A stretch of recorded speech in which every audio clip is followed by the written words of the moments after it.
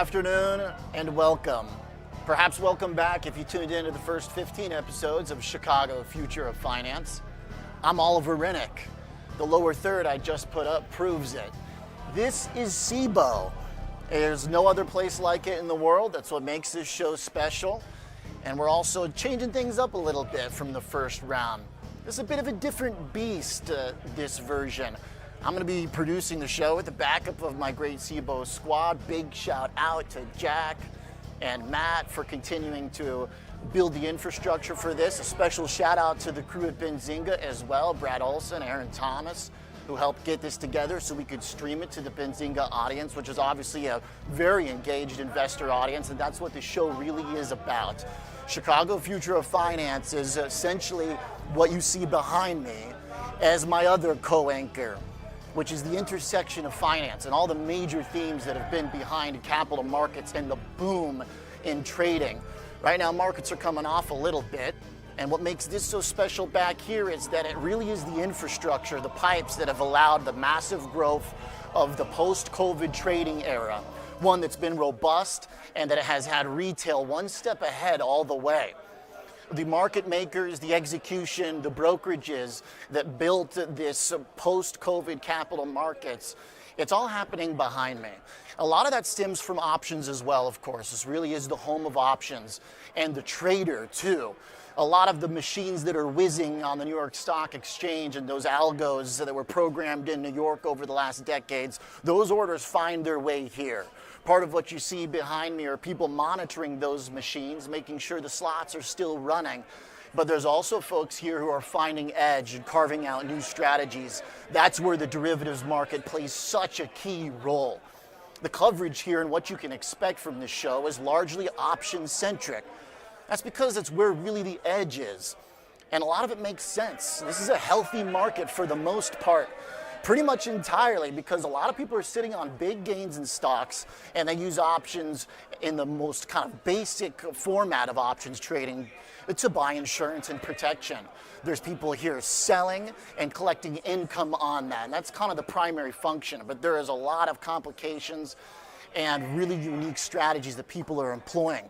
We'll get into that. I also want to remind you that the future of finance and why it's in Chicago is because of the advisor market. The first 15 episodes, we spent a lot of time in the Wealth Channel talking about how advisors based here in Chicago have become this giant money center as the advisor world has private equity money behind it and is effectively competing for the 40 part of the 60-40 portfolio with options also in competition as a solution for income. Those are the two major themes, but over the next couple months here, from now until the end of the year, this is a show that's going to be centered more on trading than it was the Wealth Channel. That's because I've got a great lineup of some legendary guests who are going to be the contributors on the show here going forward. Now, the other thing, too, is that the market's getting pretty interesting right now. We've had a little bit of a pullback. Things have slowed down a tiny bit. Crypto's under some pressure. So I think this is a really good time to go through the market and really pay a very close attention to some of the major changes that are happening. Let's talk about also Cboe, too, for a moment as we continue to paint the picture. This is going to be a conversation not just about options, but the way options are moving into the ETF world, and that's really where the advisor market connects with options. Cboe's opened its doors to us in its sprawl of ETF listings. We'll be profiling over the next 6 weeks or so some of the most interesting listed funds here at Cboe.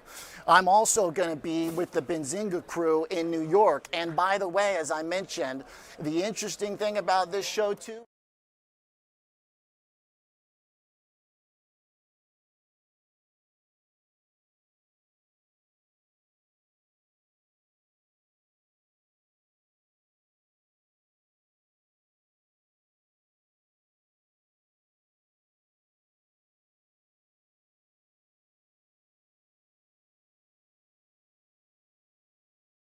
that I have been working with, that I've handpicked for a long time.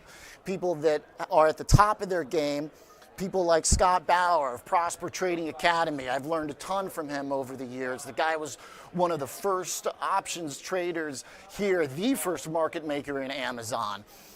Brent Kochuba to his right of Spot Gamma, of Wolverine background, Wex, a major player here on the Cboe exchange.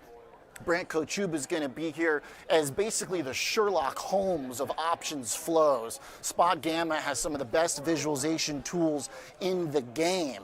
So we'll be in that platform tracking the options flows. Noel Smith from Convex is cut from that same cloth of Chicago-based background, an early investor in some of the big trading shops in Chicago. And of course, the bros. Pete and John, the Nigerians, legends not just of finance and trading, but media too. And we've got the perfect spot for them, which is the gamble. That's a little tease. We'll come back to it. We're going to talk event contracts because John and Pete are not just finance minds, they're sports minds. They're That's what's really important about that, is that when the future of finance includes event contracts, our scope of what we're talking about is going to be broad here. So I'm glad you're joining. Bear with the new format a bit, because if I'm on my computer, if you see me typing, it's not because I'm distracted. It's not because I'm playing poker or something. It's because I'm clicking the buttons and running the show. All right, Brent Kochuba is with me, and that's where I think we start the conversation, because the market has come off a little bit. Brent, the founder of Spot Gamma. You hear me, Brent? Yeah, loud and clear. What's up, Oliver? How are you doing? All right, beautiful, man. Great to have you back. A fixture in the first 15 episodes of this run on this show. Let's talk about the market, Brent, when you've got this volatility. And look, I'm at VIX 20.5 right now. That's obviously a little bit of a shift from the 17 of the last couple of days and generally the steady grind of stocks. What stands out to you? We went from a very overbought position last week, so that's the first thing. If you look at call skews across Mag 7s, S&P, Qs, NASDAQ, everything, we were 95th percentile on call skews last week into the Fed, into some of the Mag 7 earnings, into the U.S.-China Trump Z meeting. So we were very, very overbought last week. I think some of that is getting burned off here. S&P is down 1%. We're seeing some pretty heavy call selling on the single stock side. But there's not this massive bid for puts in the S&P. We did see VVIX lift a little bit, which suggests that there was some VIX call buying out there into this trade itself. So, right now it's sort of a stirred, not shaken market. And I think that you can paraphrase this mainly as some reversion to the mean after getting a little too extended. The big thing is we have AMD earnings tonight. That's a big one. You still got the government shutdown. You have the elections tonight, which may or may not be a huge deal. Rates made pretty big moves after the FOMC. I think everyone was pretty bulled up on the bond market. We saw call skews, for example, and stuff like TLT, KRE, XLF. Those all burned off as rates moved after the FOMC moved higher.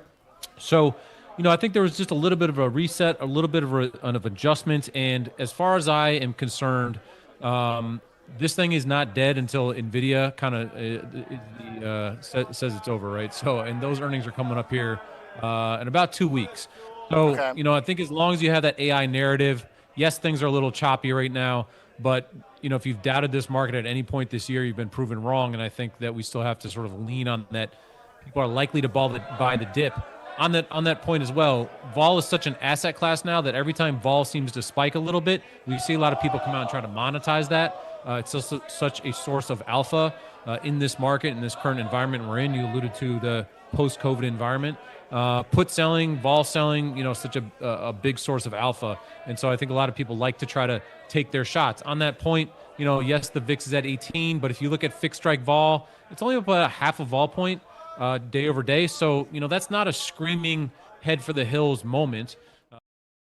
Miss and we put a dent in the AI or semi-chip narrative, then that obviously is going to hurt quite a bit. But, right now it feels like a little more like bending, not yet breaking. Brent, I like the bending, not breaking. The other thing, too, is that earnings, there's growth, there's high single-digit growth. I think it's hard to blame it on that. The thing that I was really paying attention to is in the crypto market softening up is kind of the edges of froth, in my opinion. So to see that kind of lead to some extent here, I do think that there's a possibility that maybe we just have to wipe some of the froth off the top, and that's kind of where I start with the crypto world. When you look at the levels for the S&P, when would this get interesting to you? I mean, when would we need to have a conversation about, maybe testing some of these dips? Because the Bitcoin dip is pretty real at this point. Yeah, the Bitcoin dip is pretty real, and the vol in Bitcoin has actually been pretty light until now. So to your point, I think that when you sort of look at risk appetite, there's definitely a dent in that narrative now as Bitcoin is testing 100K. Gold and silver has also come down quite a bit off those highs. In the S&P here, we seem pretty fluid all the way down to the 6,700 level, and there is some indications of what we call positive gamma in that area where we would likely see some support.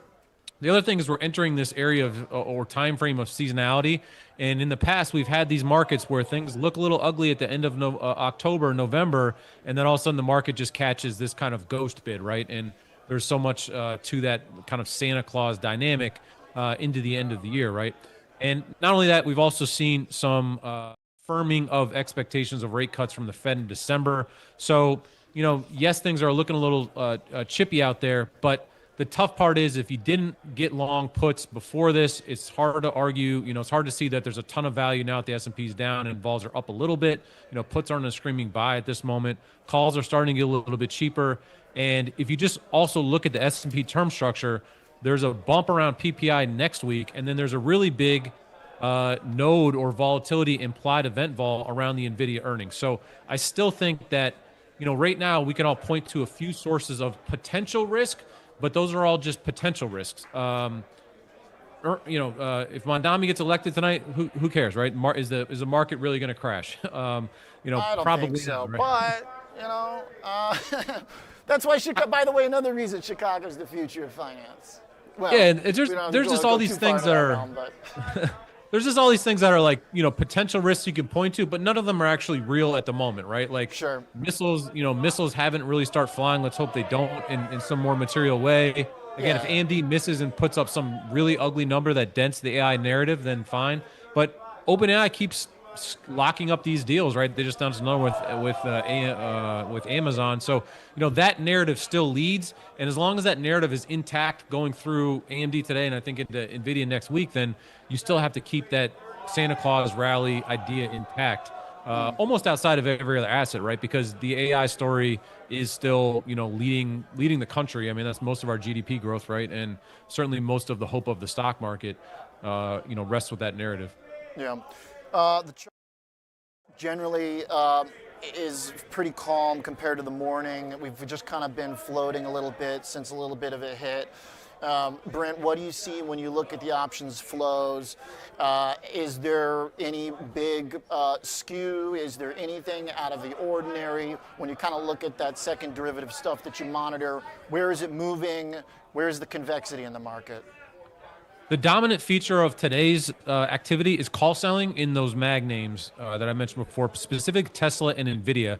And call selling in NVIDIA, it looks systematic. It's quite large. It's about $1 billion worth of delta in each asset. And so that speaks to some type of systematic unwind.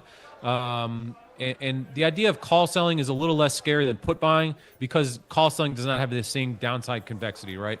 As an asset drops, call values go to zero, whereas if you're long puts and a stock drops, obviously that adds to the value of those put options, right? And that adds to the potential of hedging flows there. So, right now it just seems like, again, some contraction of upside expectations.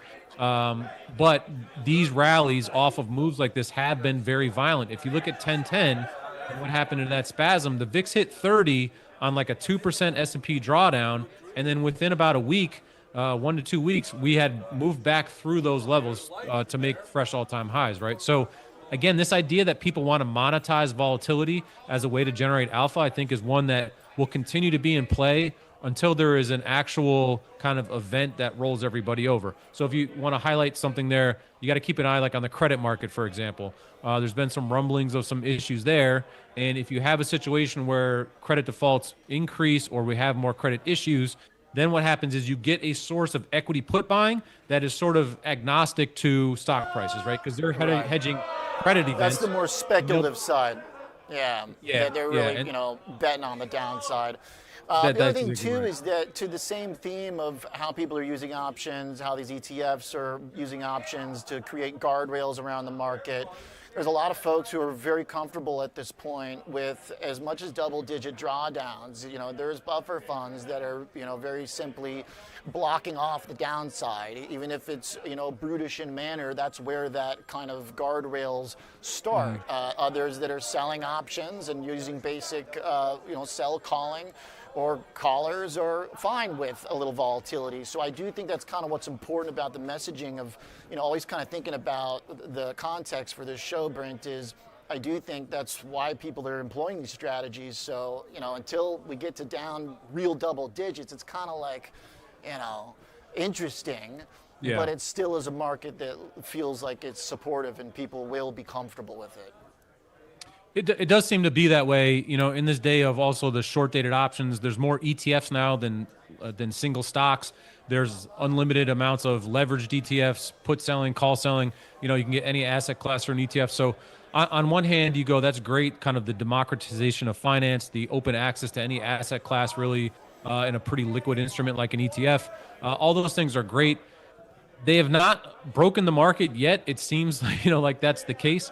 Where it starts to get funny is, you look at some of these ETFs and you get leveraged ETF in like gold or silver, and you start to add some of these leveraged ETFs into things like commodities, like, cattle or something like that. And you can start to see where just sort of speculation and leverage in some of these assets that really matter to people, like on a basic level, could potentially become a problem. You think about like ETF-induced convexity in hamburger price, cattle and your hamburger plate, right? Then that can become a problem. So, at the moment, though, everything operates relatively smoothly, to your point. Like, yes, there's a little bit more, I think, intraday volatility now in the market dynamics, overall change, but the stability is pretty solid. Like, outside of the April tariff conundrum, we've seen odd moves like VIX go to 30. S&P only goes down 2% and VIX goes to 30, but ultimately that just mean reverts and it's not like a multi-day systemic issue. So, so far these derivatives and, ETFs and options are not causing, the type of issue that I think a lot of people were worried about. Yeah, well said. All right, so a little bit of, crypto softening, the presage, some of the equity market softening, but people generally pretty comfortable. Not a lot of speculative, put buying happening at this point. We're going to get ready to have Mr. John Najarian on here, but I actually want to test, Jack, tell me when I go over to our live feed if we can still hear Brent here, because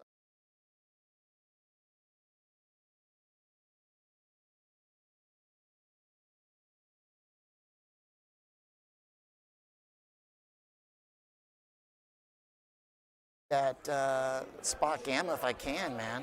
There we go. Okay, nice. We're in. Brent, okay, since we're in spot gamma, real quick, before I let you go, where should I be looking? What's the most interesting thing here today?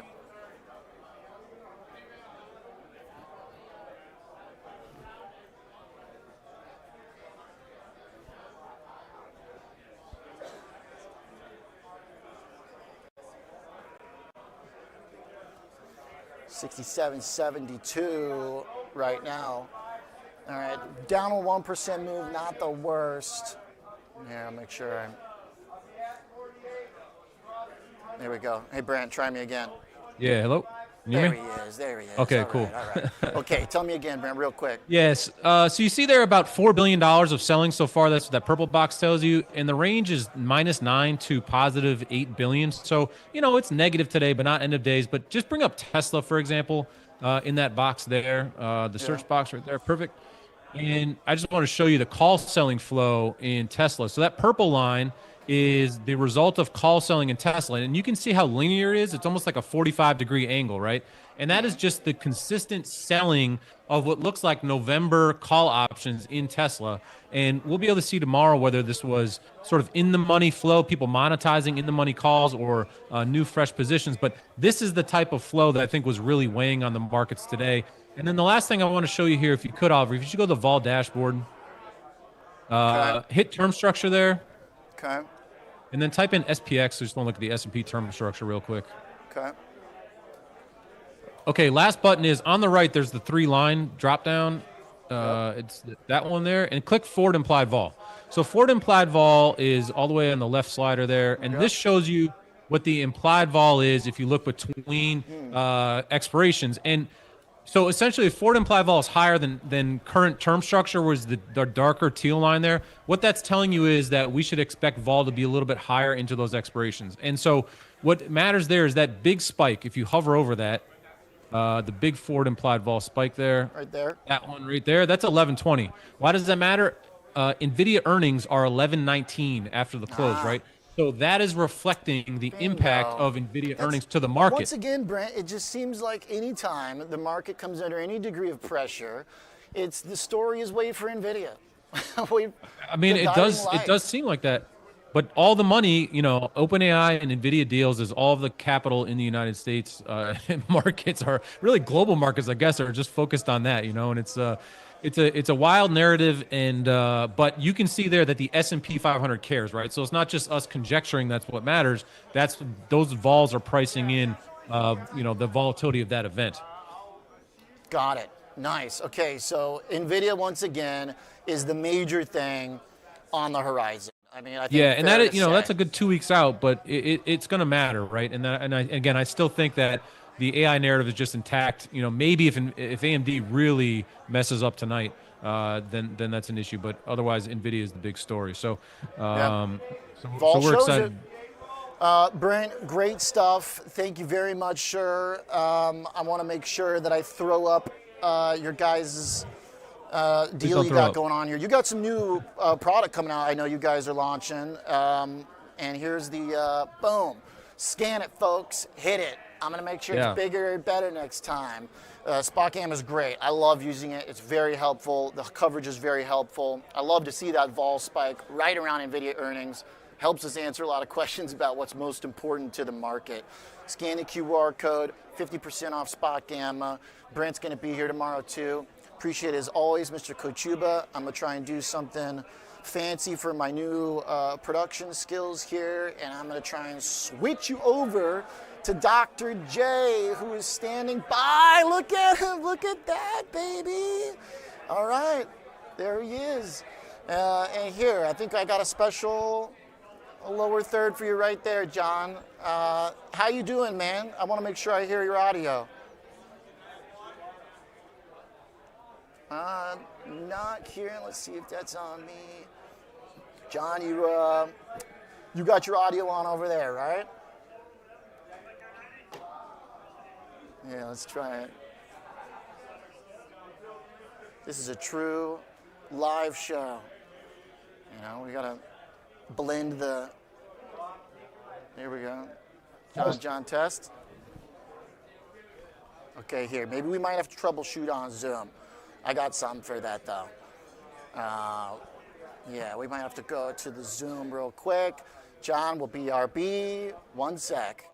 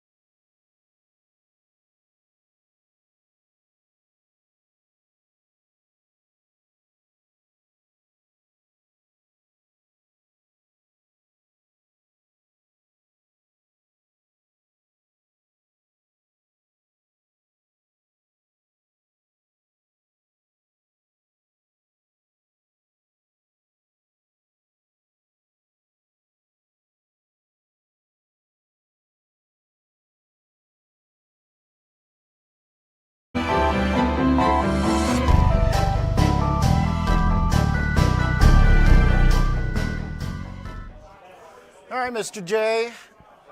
How you doing, man? It's Dr. J. There he is, Dr. J. I didn't spend PhD. 7 years in evil medical school to be called Mr. I was going to give that a shout out to you and your brother when I was doing the intro of the guests here. You guys not only trading pioneers, media pioneers, but you guys have got some pretty serious scientific, quantitative background from your pops and your guys' upbringing too. So good to see you, Dr. J. Great to be with you, Oliver. Thank you. Appreciate you hanging with us while we're trying out some new tech. We left the conversation with Brent about NVIDIA, the big vol spike around NVIDIA earnings in a couple weeks here. I know you were watching Advanced Micro, which gives us a little bit of a, I don't know, what do we call it? A surrogate preview tonight or what? Yeah, I think that's fair to call it a surrogate preview. Because it's not NVIDIA. It always is behind a little bit, but it still gives us a good indication, I think, of all the demand for AI. Oh, sure. And I suspect that Jensen Huang, the CEO, will have all kinds of positive things to say, and he should, because he's the first $5 trillion company, and he got there faster than obviously, since he's the first, he got there faster than anybody. Yeah. But it's just an amazing story, and it's a great American success story as well. I'm really focused on AMD's earnings tonight. We've had a lot of bearish sentiment going in before today's downward move in the market. We had it just yesterday, some strong, unusual put activity in AMD. People buying puts? Yeah, people were buying a lot of puts, 10,000 lots at a time. That's a big trade, because anytime somebody's trading 10,000 puts, number one, they've got a lot of money because you have to fully pay for them. And number two, it's a million share equivalent of a short position. And so somebody is thinking that perhaps they'll have great news tonight, and I hope they do, of course.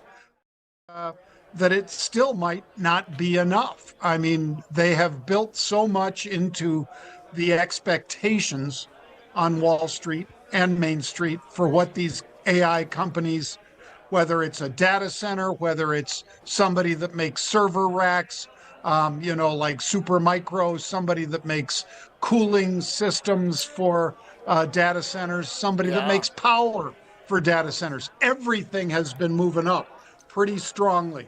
And obviously the chip makers are at the top of that list. They're at the very pinnacle of that pyramid.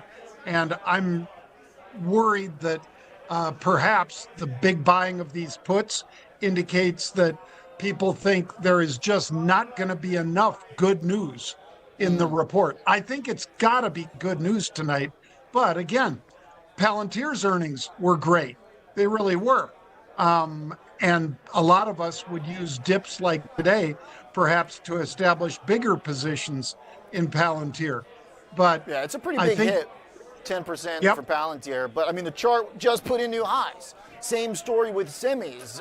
Last week when I was looking at the market, I was kind of getting back in touch. And one of my main points was that the SMH, the semiconductors, that chart looked like a better technical situation than the S&P, and then they broke out, they made a high, now they're giving some back, but kind of the same point we were discussing with Brent, which is, if you are buying puts, I feel like you're going to have to be pretty quick to take profit if it hits tonight.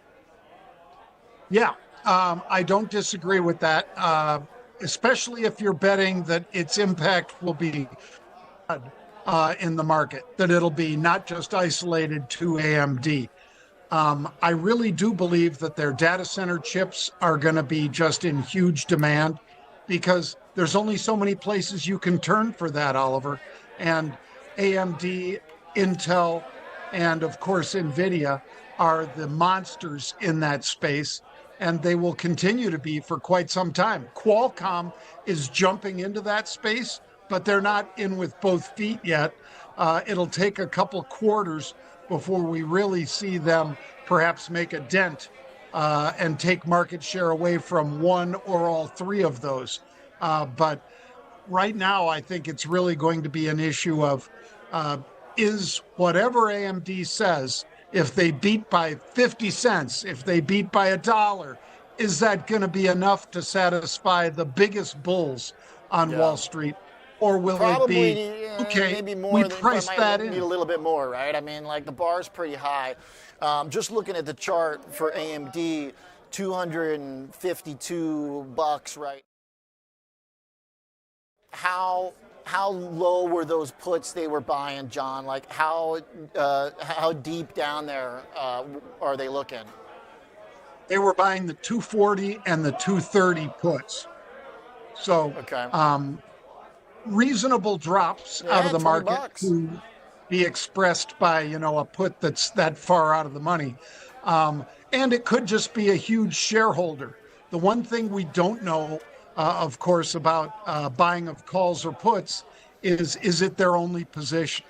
In other words, sometimes shorts buy calls. Why would they? Well, because they're still committed on the short side, but they want to cap how much money they could lose.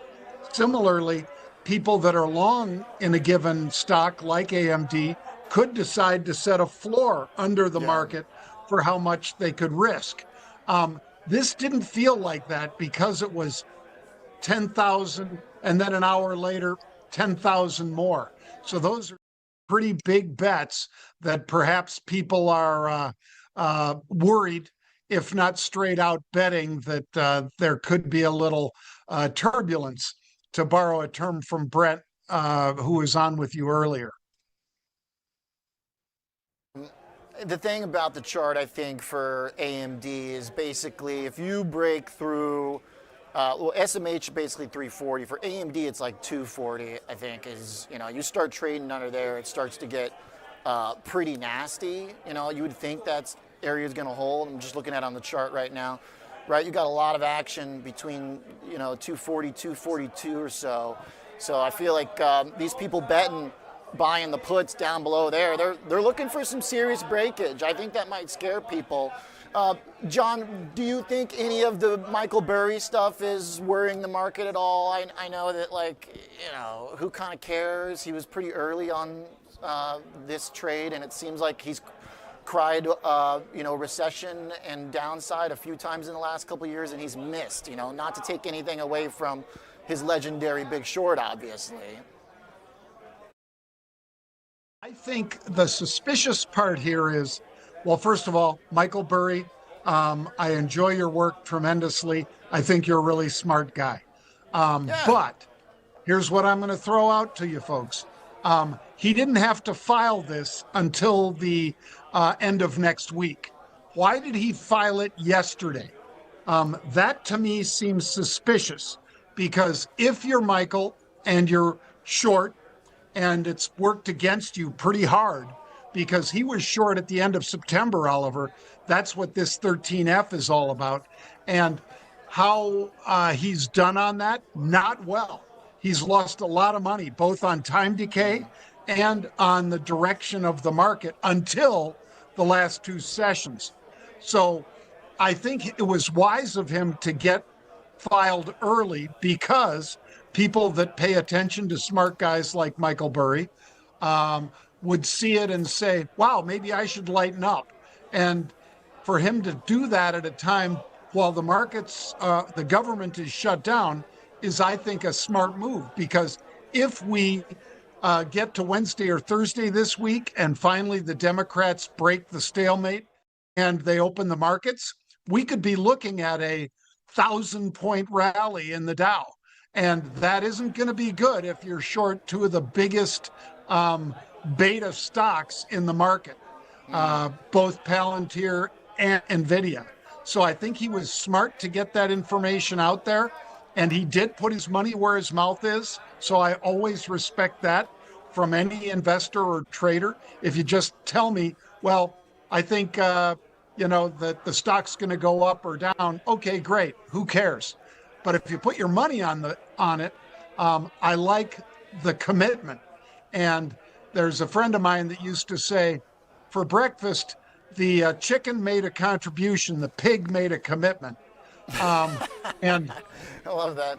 Nice. I think you're seeing the same thing here with traders when they make a commitment by putting their money on the line. It's not just cocktail conversation. It's not just, oh, I think, Lovey, that maybe we're going to see the markets rally tomorrow or sell off or whatever. I think overall, the people that do what Michael Burry does, and a friend of ours, yours and mine, Brian Sullivan over at CNBC, he was saying, I wonder why he bought puts instead of selling the stock. I could tell you immediately, Brian, the reason he did that was he defined his risk when he went into the trade by buying a put option. It's all he can lose. And he gets a leveraged bet. If he would have been in a short position in the stock, he might have lost on that 5 million share short bet for Palantir.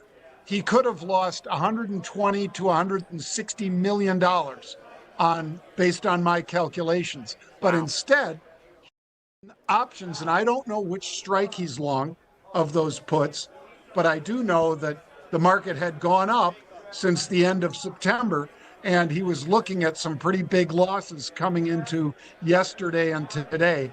So I'll just kind of leave it at that. And he probably needs him to pay off fast. Yep, because again, time decay works against you.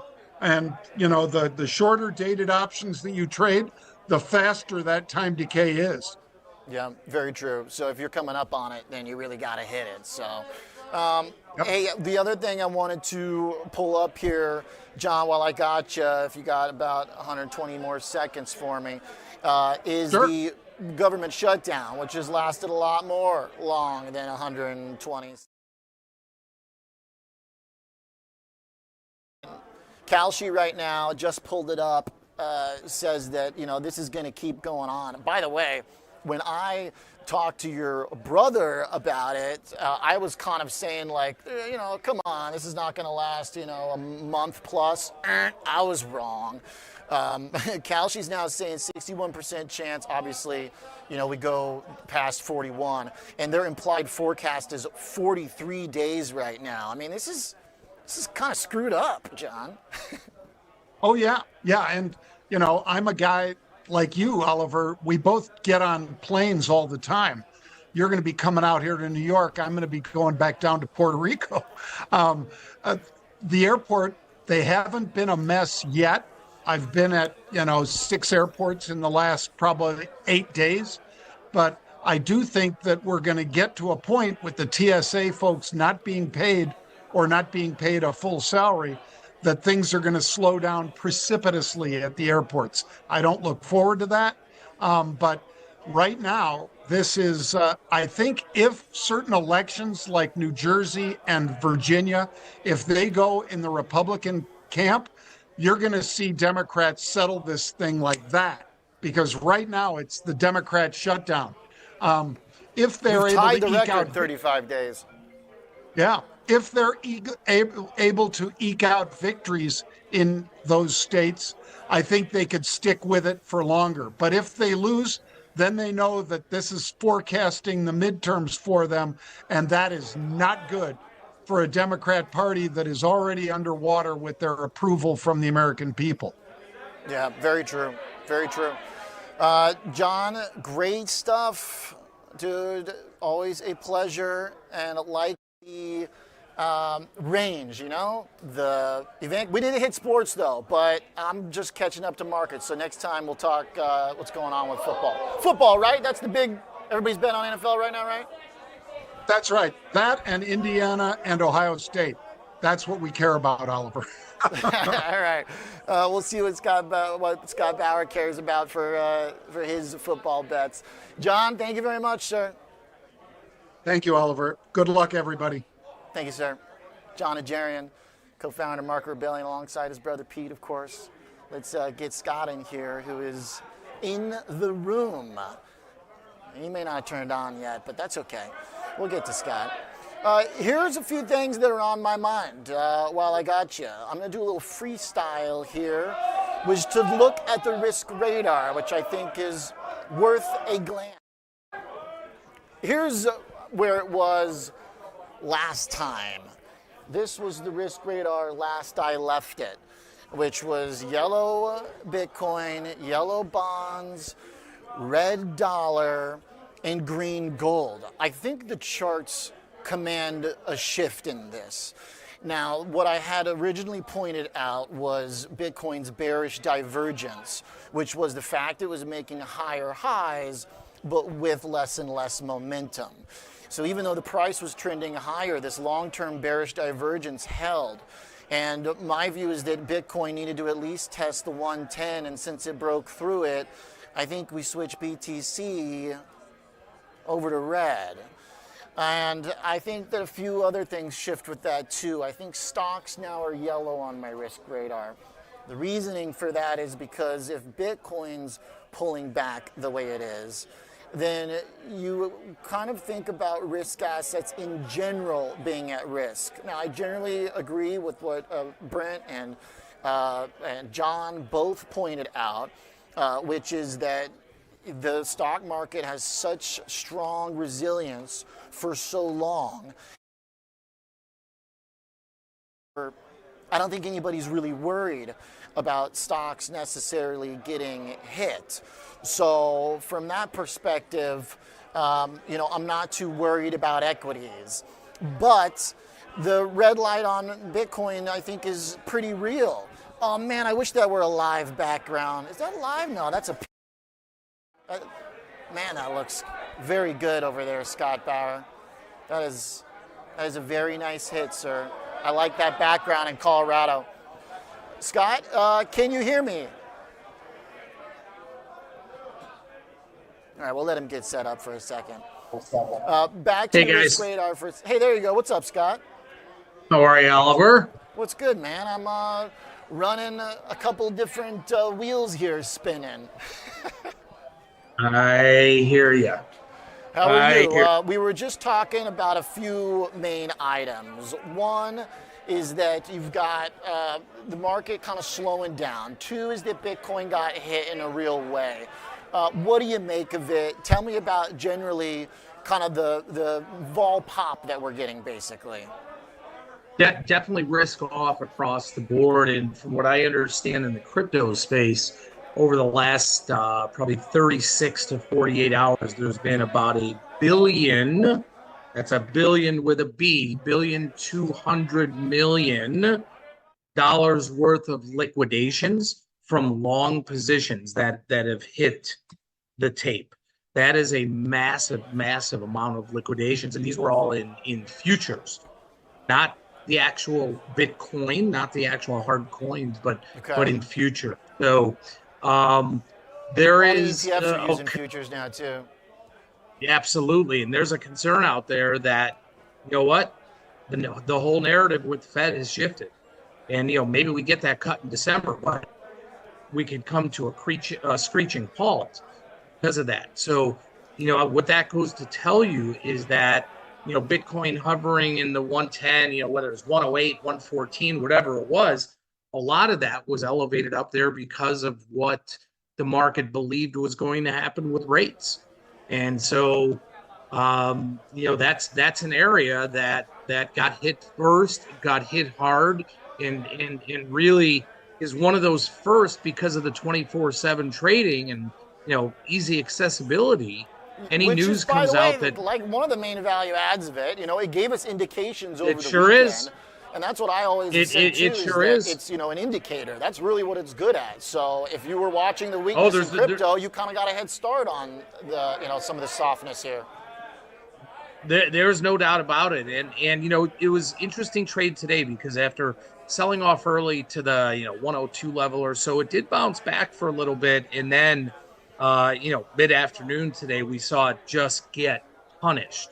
So reaching 100,000, is that, significant? It's only significant because 100,000 is one of those psychological numbers. It's really not a significant, technical price point.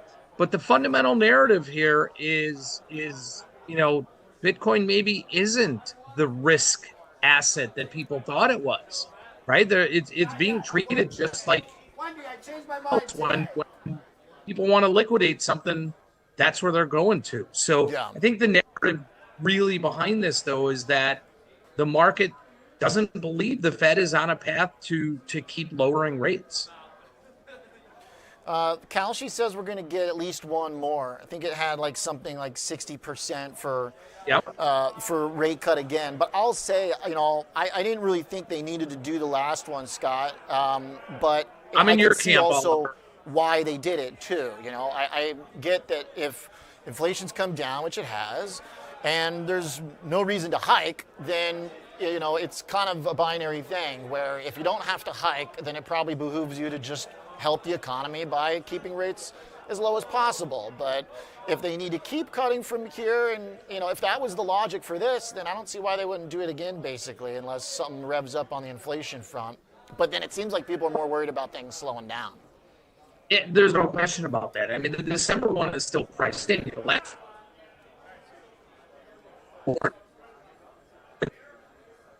market's losing you a little bit there, Scott. It's what we're looking at into 2026. Okay. Yeah. So that's where the big issue is. And you know what? The labor market is slowing down.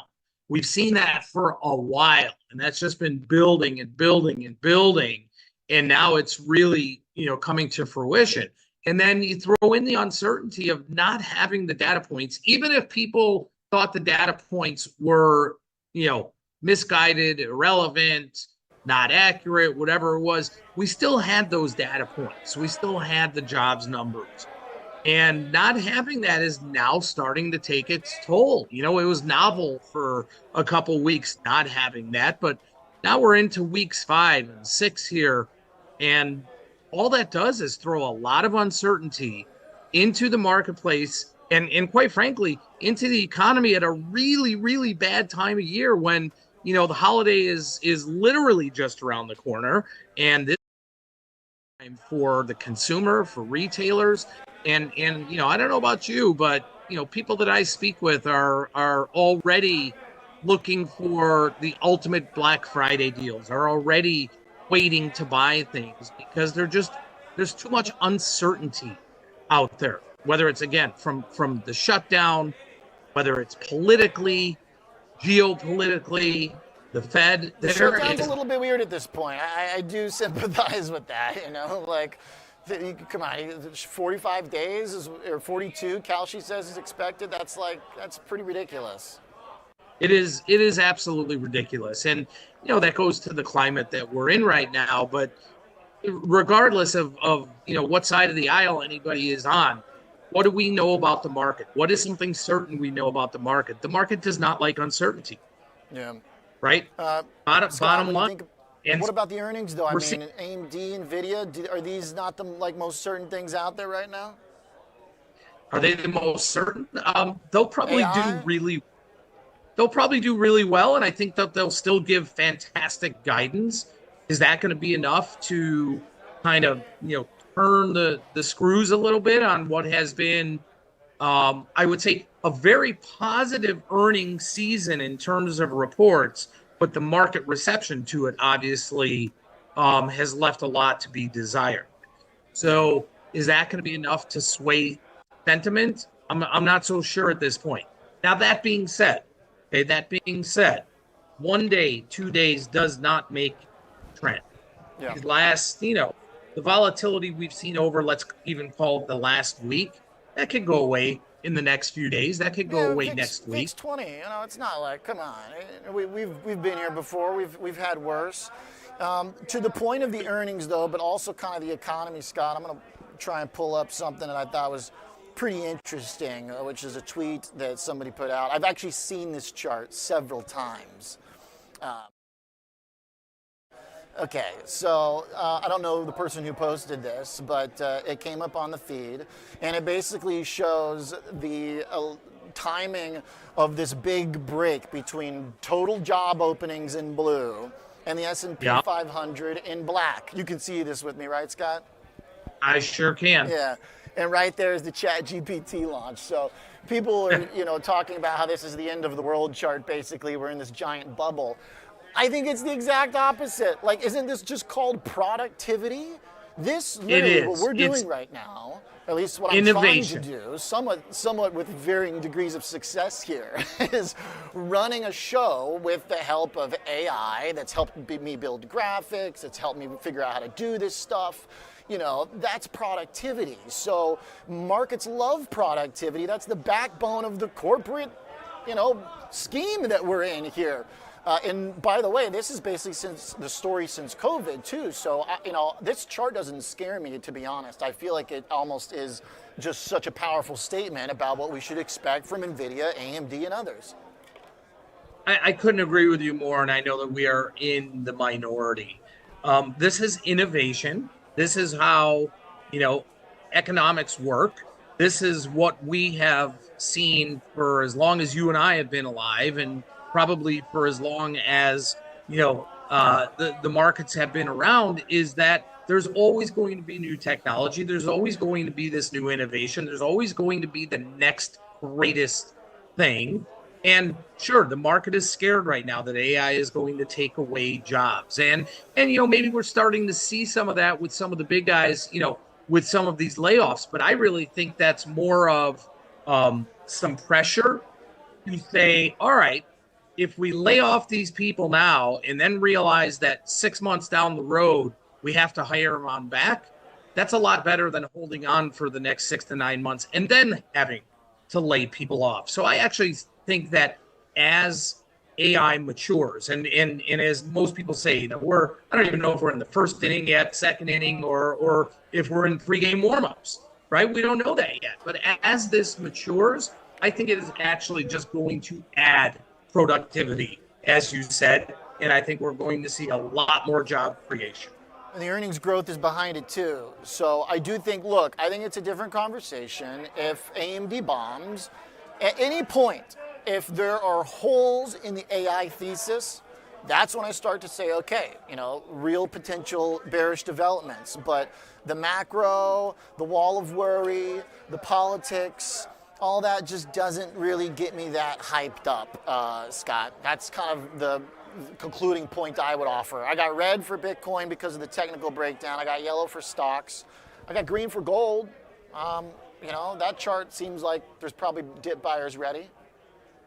Absolutely. And I would agree with you. And the one thing that I would say that I am really concerned about, though, is the consumer. And we know the consumer has held up. For the last 2 years, all we've heard is, the consumer's pulling back. The consumer is shifting where they spend their disposable income. Instead of maybe going to Macy's, Nordstrom, and the like, they're going to TJ Maxx or Ross stores, that sort of thing. So the consumer has held up. But is this time any different? Is with the holiday season right here, is this really the time they're going to pull back or not? I do think that the way they moved over the last several weeks, at least before the last few days, was absolutely a positive for consumers. But now that, the 10-year is back above that magic number of 4, which people look at, and, mortgage rates have tipped back up a little bit after hitting their low point in over a year or so. We'll see how much that does play into swaying consumer sentiment and what they do for the holidays. But I do think that, it is pretty critical, Oliver, and watch maybe some of the retailers this holiday season. I wouldn't be surprised if we literally start seeing in the coming days pre-Black Friday specials, Black Friday price coming ticket out prices now. Weren't cheap, man. I'll tell you what, I'm going out to Arizona, and glad the family reimbursing that one. No joke. So it seems like people even in New York this weekend, it seems like the travel, market's still strong, which I would think means that, there's good indication for holiday. So let's watch AMD. Let's come back to it tomorrow, Scott. Sounds great. You the man. Thank you very much. Thank you. Love that shot, man. Jeez, I got to get out to Colorado. Scott Bauer, Prosper Trading Academy. Thanks a lot, sir. Thanks for joining Chicago Future of Finance. It was a fun little ride there. We're going to iron out the kinks, and I'm liking, though, driving. It's almost like a little bit of a DJ situation going on here. 2 p.m. to 3 p.m. Central Time. By the way, as I mentioned, next week, November 10th, Benzinga FinTech Conference. That's going to be pretty darn good. I'm talking options. I'm talking ETFs, everybody. So I'm very much looking forward to that. That's in New York, so go get the ticket, if you haven't already. I'm looking for my credits. Come on, where are we at? I know we got one more. By the way, we never ran the gamble either. All right, thanks a lot for tuning in.